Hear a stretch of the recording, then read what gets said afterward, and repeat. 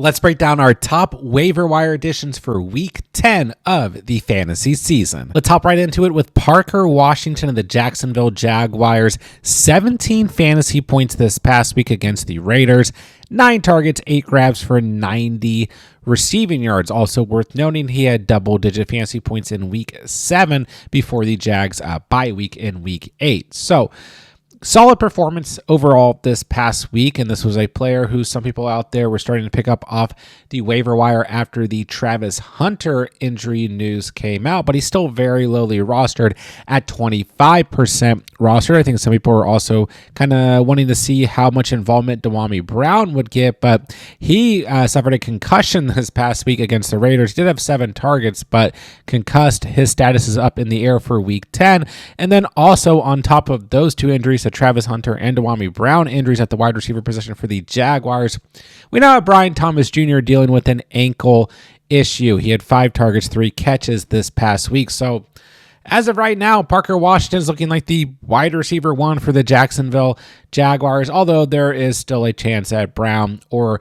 BTJ is able to play in week 10. They do have a tough matchup on the road against the Houston Texans, who have a very good overall defense. Derek Stingley hasn't quite been living up to expectations ultimately, but still that secondary is very stout across the board, and the defense just doesn't give up a ton of points or passing touchdowns. So I don't know if week 10 would necessarily be a huge week for Parker Washington, whether or not the other wide receivers are able to play or not, but we have to expect volume, wide receiver 1 potential volume for Parker Washington in week 10 of the season. And actually, I think you could argue if, BTJ, for example, is on the field, that helps Parker Washington play as a wide receiver 2 as opposed to a wide receiver 1. But nonetheless, he is a player worth rostering, as we were seeing a lot of injuries to the wide receiver position for the Jaguars, and he's coming off of back-to-back games with double-digit fantasy point performances. Except let's talk about Darius Slayton of the New York Giants. 11.2 fantasy points this past week against the Niners, 7 targets, 5 receptions for 62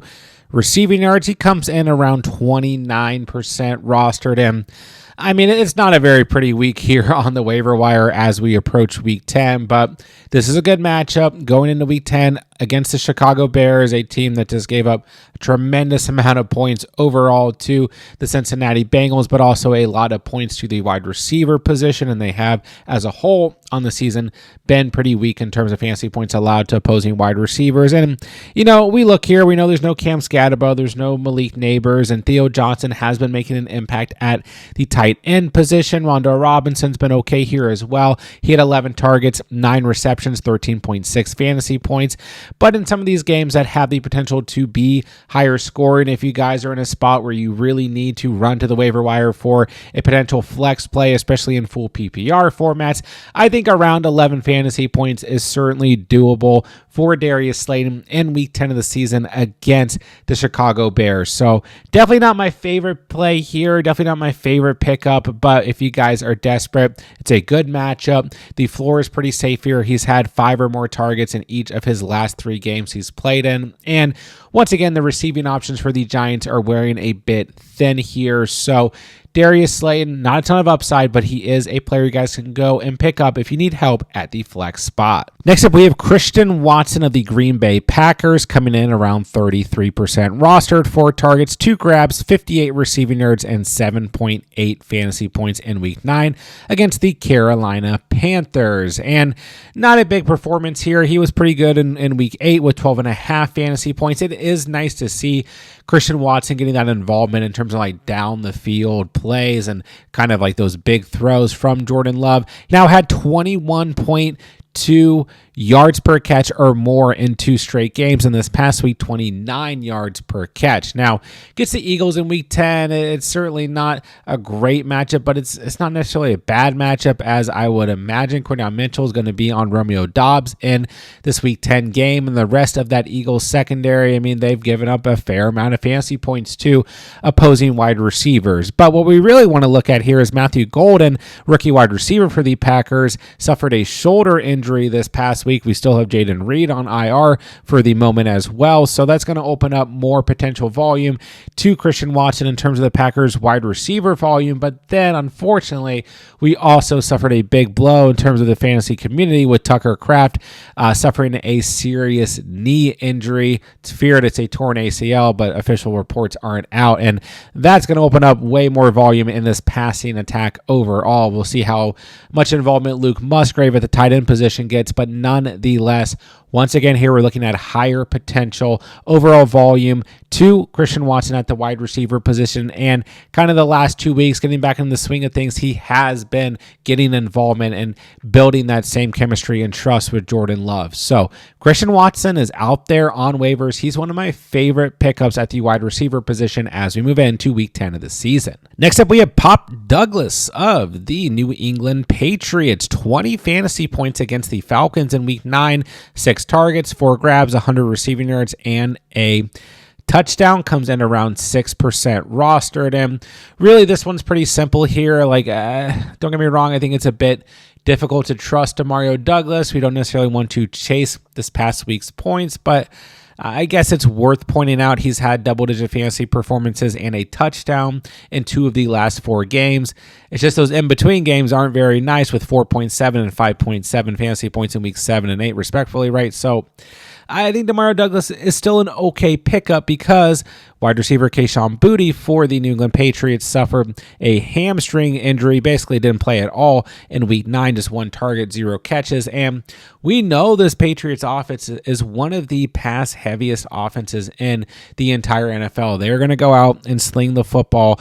And this matchup in week 10 against the Tampa Bay Buccaneers, you got to imagine the Bucs coming out of their bye week. Like, this is going to be one of those games where we see both teams putting up points and throwing the football a ton. We only have 1 game on the season with Drake May under 23 passing attempts, and we have a fair amount of games with 26 or more passing attempts, just 4 games on the season without 26 or more passing attempts. So this is one of the pass heaviest teams in the NFL, and they're having a lot of success throwing the football. So if Boutte misses week 10 due to this hamstring injury, that's going to open up the door for somebody, and my belief is that Demario Douglas would be the next man up here. I mean, there's other names on this roster like Mac Hollins and Kyle Williams, but I think ultimately Demario Douglas is your guys' best bet. Of course, Hunter Henry at the tight end position, maybe your Travion Henderson at the running back position. Other players are going to get involvement here, but in terms of the clear-cut wide receivers, we know it's going to be Stephon Diggs, and then if Boutte's out, I would guess Demario Douglas. So he's very lowly rostered,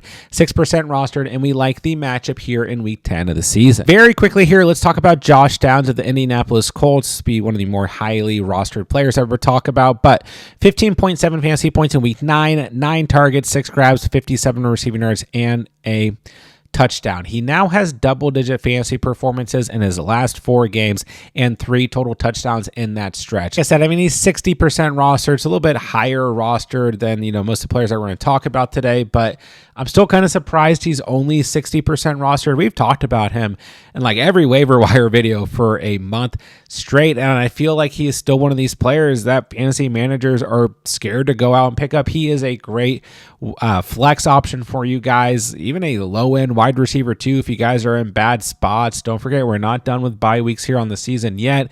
We still have injuries popping up here in week 10 of the season, and this Colts offense, I know this past week it was not their week against the Steelers, but this is still one of the best offenses in the NFL, and there's still going to be a lot of game scripts where they throw the football at a high rate and that they get involvement from all of the Colts primary pass catchers here. I mean, even Alec Pierce had another big week. He is difficult to trust. He's always a flex option if you guys need a boom or bust play as well, sitting at 28% roster, but Josh Downs has had success in 4 straight games. Imagine here in week 10, the Colts are going to be looking to bounce back against the Atlanta Falcons after having a really rough overall week 9. So if he's out there and available, I know it's not going to, be out there for everybody, but if he is a waiver wire priority without a doubt as we move into week 10. And it is an awful week in terms of waivers at the running back position, but if Kyle Monangai is for some reason out there on waivers, he does sit around 77% roster, but if he's out there, he does deserve to be picked up with a great great matchup in week 10 against the Giants and having 22.8 fantasy points this past week, 176 yards on the ground. Somehow didn't score, but also had 3 grabs for 22 receiving yards. And DeAndre Swift, we know, is nursing that groin injury, may or may not play. If Kyle Monangai is out there for some reason, absolutely the top running back that you guys need to consider picking up. Really, the only other running back I could think of was Isaiah Davis of the New York Jets, sitting around 34% rostered, obviously on bye week in week 9, but at 17.9 fantasy points in week 8 against Cincinnati Bengals. Gets a tough matchup here in week 10 of the season against the Browns, and then another tough matchup against the Patriots. But once again, this was a player that saw really nice involvement in week 8. All those against Cincinnati Bengals, the worst run defense arguably in the entire NFL, but we were starting to see some more involvement in the passing game for Isaiah Davis. There are still these loose rumors out there that Breece Hall may or may not get traded. It looks like he's probably unlikely to get traded. Nonetheless, maybe, Aaron Glenn wants to kind of turn this Jets backfield into a 1-2 punch, like a Gibbs-Montgomery punch, coming from the lines and everything. That's been one of the rumors for the Jets since the offseason. And once again, it's just really thin at the running back position in terms of potential waiver wire targets here in week 10. So at worst, he's a very strong handcuff as we move into the week. Once again, not the greatest matchups over the next 2 weeks, but Isaiah Davis certainly still worth rostering as we approach week 10. All right, really no quarterbacks I feel like you guys need to run to the waiver wire to add, but if Joe Flacco's out there, he's on bye week in week 10, but you got to like the week 11 matchup against the Pittsburgh Steelers. He has had incredible success being the starting quarterback as the Bengals, with 18 or more fantasy points and 2 or more passing touchdowns in 4 straight games, is still worth rostering even through the bye week. This wasn't a great overall week for the quarterback position. We had guys like JJ McCarthy pop up with 19 fantasy points. Michael Penix popped up with 22 fantasy points. Geno Smith came alive with 27 fantasy points and 4 passing touchdowns. Justin Fields may be out there at 35% rostered coming off of the bye week. Not a great matchup against the Browns this week, but ultimately I don't feel like there are quarterbacks that you need to run to the waiver to add this week. Jackson Dart is still only 78% rostered. He gets the Bears this week. He should be bumped up to literally 100% rostered in single quarterback leagues, coming off of a 27.2 fantasy performance and having 17 or more fantasy points in all of his starts this year. But ultimately, that's about it when it comes to the quarterback position moving into week 10 of the season. All right, let's move to the tight end position. Let's start with Colston Loveland of the Chicago Bears, sitting at 27% roster. Had a monster fantasy day, 29.8 fantasy points, 7 targets, 6 grabs, 118 receiving yards, and 2 receiving touchdowns. We talked about Colston Loveland in last week's waiver video because of the matchup against the Bengals amongst injuries on this Bears team, specifically Cole Kmet. And we talked about Colston Loveland in Friday's stash video as well, where we talk about players that are a lot lower rostered, And this was a play that absolutely worked out in week 9 of the season. And then Cole Kmet suffered a concussion this past week, and the floor is open for Colston Loveland to continue this fantasy success at home in week 10 against the Giants. It's not nearly as good of a matchup, but you can still certainly feel very good about Colston Loveland if you guys are struggling at the tight end position. Maybe Tucker Kraft was your ride or die. Now you need to pick up a tight end off of the waiver wire, and it's a bit thin. Listen, I still think there's some risk associated here. Like, he played the Bengals this past week. This team has been awful against the tight end position, but still the involvement has been upticking slowly. Cole Kmet is injured. If you guys need help at the tight end position, I think Colston Loveland is still an absolute priority waiver wire addition moving into week 10. Then last but not least, we have Jawan Johnson, the New Orleans Saints, 12.1 fantasy points in week 9, 4 targets, 3 grabs, 31 receiving yards, and a touchdown. 10 or more fantasy points for Johnson in 3 straight games. This week he gets the Carolina Panthers. This is a unit that's been pretty poor against the tight end position. They've given up a lot of receiving yards and receptions to opposing tight ends. So you got to like this matchup on the road here against the Panthers. And listen, the offensive play for these Saints is going to be very mixed with Tyler Shuck now at quarterback. He certainly wasn't great this past week, 15 of 24, 176 passing yards, a touchdown, a pick, 2 yards on the ground. But Jawan Johnson got enough involvement, caught a touchdown, and has been involved over the past 3 weeks, regardless of if it's been Spencer Rattler or Tyler Shuck at the quarterback position. So I think Juwan Johnson, safe floor, not a ton of upside, but a solid play. A little bit higher rostered at 43% rostered, but once again, some of you guys out there are going to be struggling at the tight end position if you guys are Tucker Kraft owners, and he may have a tight end on bye week, as we do have 4 teams on bye week here in week 10 of the season. So Juwan Johnson is out there and available. I think he's a really safe play moving into week 10 of the season. You guys have it. There are my top waiver wire additions moving into week 10 of the fantasy season. Don't forget, guys, I'm answering as many fantasy football questions as I can in the comment section down below. So if you guys need anything whatsoever, be sure to drop me a comment. And while you guys are down there, it helps out the channel substantially. It does me a huge favor if you guys hit that subscribe button and that like button on the way out. And when the videos and playlists pop up on the screen, don't forget, we're going to have everything coming this week that you guys could possibly need to dominate week 10 of the fantasy season. So make sure you guys are checking out all of the videos as they come out this week. And with that, I'll say thank you guys so much for watching and or listening. And remember, you saw it here on The Catch.